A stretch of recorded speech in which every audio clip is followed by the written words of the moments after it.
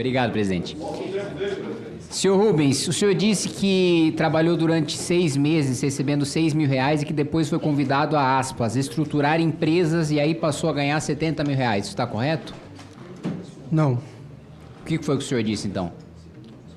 A afirmação que eu comecei iniciando com salário de R$6 mil e depois houve um crescimento gradativo. Não é que eu saí de 6 mil para 70 mil. Isso, eu nunca disse que não foi gradativo, mas está correto você dizer que passou a ganhar 70 mil dentro desse processo de estruturar empresas? Não dentro do processo de estruturar a empresa, mas sim no desempenho das minhas funções. No desempenho do quê? Das minhas funções dentro dessa estrutura. E quais eram as suas funções da estrutura? Era simplesmente cuidar do administrativo, contas a pagar e receber. E parece uma função bastante simples para quem recebe R$70 mil.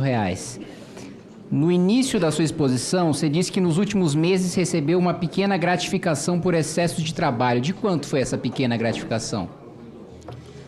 As conotações sobre o assunto podem ser usadas para me incriminar, então permaneço em silêncio.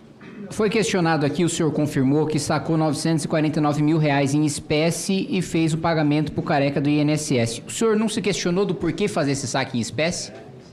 Não. O senhor simplesmente achou normal sacar R$949 mil em espécie e fazer um pagamento para uma pessoa?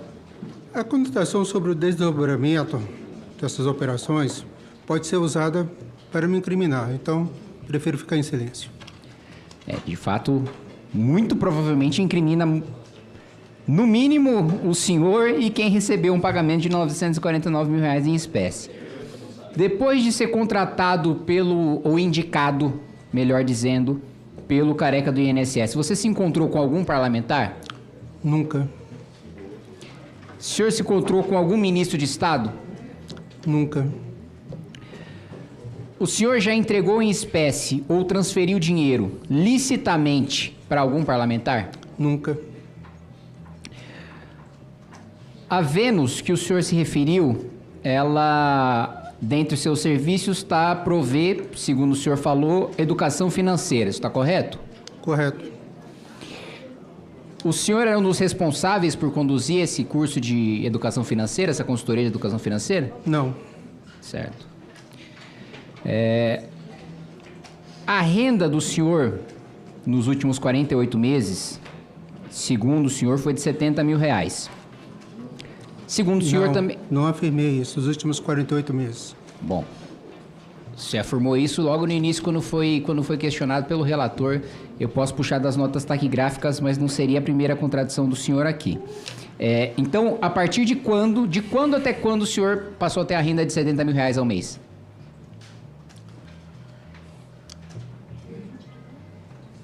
Sem muita precisão, acredito que a partir do fim do primeiro semestre de 2023.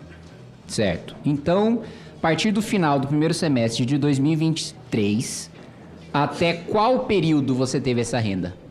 Até março de 2024. Até março de 2024. Muito bem. Durante esse período, você teve uma renda de R$70 mil.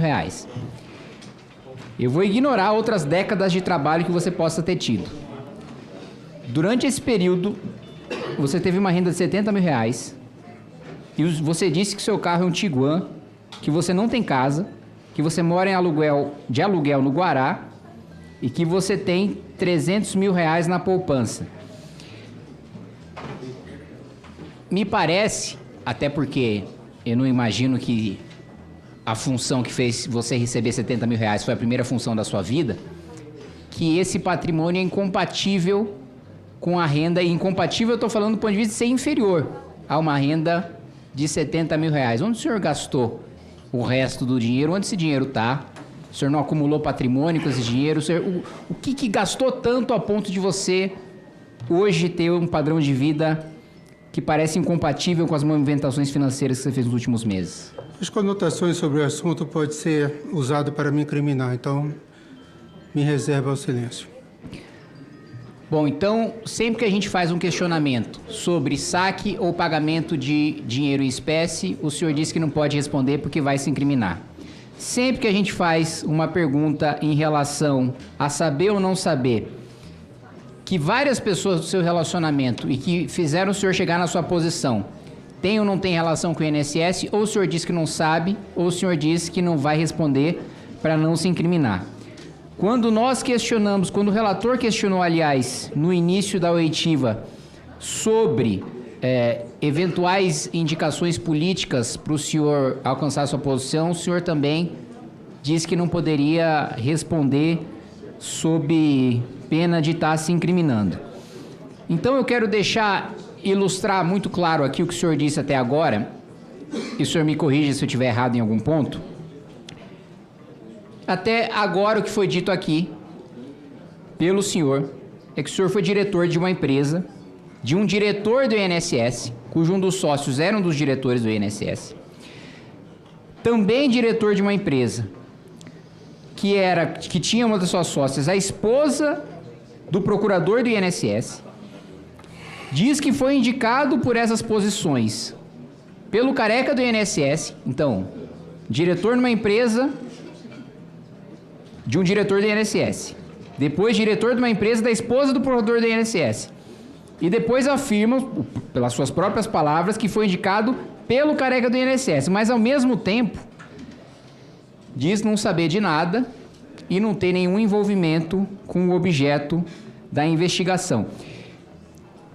Sr. Rubens, eu não sou nenhum gênio da raça, mas me parece evidente que essa história é muito pouco verossímil. Você está me dizendo que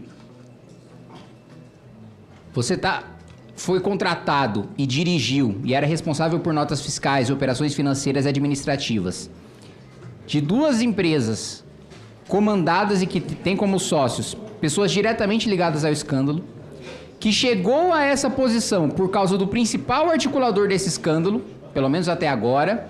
Eu duvido muito que o careca do INSS haja sozinho, sem respaldo político, que não tenha indicação ou respaldo de deputado federal, de senador, que não tenha respaldo de ministro de Estado. Duvido muito que alguém chegue numa posição de movimentar bilhões de reais num cargo que depende de respaldo político, num cargo que estava reservado a um partido político e que não tenha respaldo de um político, e que não tenha respaldo de um mandatário. Mas, enfim, mais uma vez resumindo, diretor de duas empresas, ou responsável por operações financeiras de duas empresas, de duas pessoas que estão sendo diretamente investigadas pelo escândalo do INSS. Chegou a essas posições por causa do careca do INSS. Me parece uma coisa tão ilógica quanto dizer que, não sei, tem um prato que tem arroz, tem salmão cru, está envolto em alga, mas não é sushi.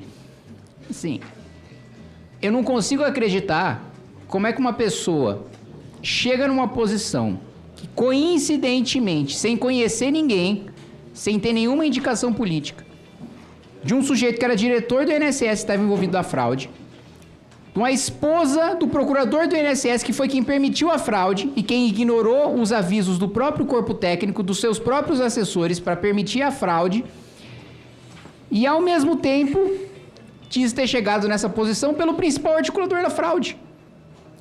Assim, presidente, sinceramente, dadas as diversas contradições que foram, aliás, brilhantemente apontadas pelo deputado Duarte Júnior e pelos questionamentos e pelo apontamento também feito pelo deputado Alfredo Gaspar em relação à ocultação de documentos, eu acredito, com todo respeito já futuramente à decisão que Vossa Excelência vai tomar, mas que esta CPMI sairia muito desmoralizada e, em certa medida, até perderia a razão de ser, se frente a todos esses crimes que são tão patentes, que são tão flagrantes, o senhor Rubens não saísse preso daqui.